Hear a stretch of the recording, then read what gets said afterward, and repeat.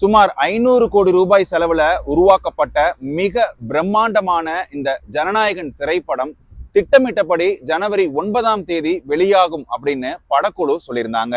திட்டமிட்டபடி 9ஆம் தேதி அப்படிங்கிறதுனால தமிழ்நாட்டுல ஒரு சில தியேட்டர்கள்லையும் உலகம் முழுக்க உள்ள பல திரையரங்குகள்ல முன்பதிவு தொடங்கினாங்க.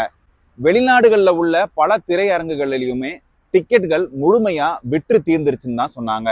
அது போக தமிழ்நாட்டுல ஒரு சில தியேட்டர்கள்ல மட்டும் விற்பனையை தொடங்கினாலும் மற்ற தியேட்டர்கள்ல விற்பனை தொடங்காமலே வச்சிருந்தாங்க.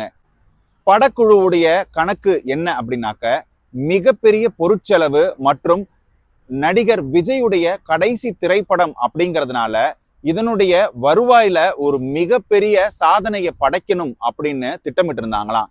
அதன்படி 1000 கோடி ரூபாய்க்கு மேல வருமானம் ஈட்ட வேண்டும் அப்படின்ற ஒரு கோலும் பிக்ஸ் பண்ணி அதுக்காக படக்குழு ஒர்க் பண்ணிருக்காங்க.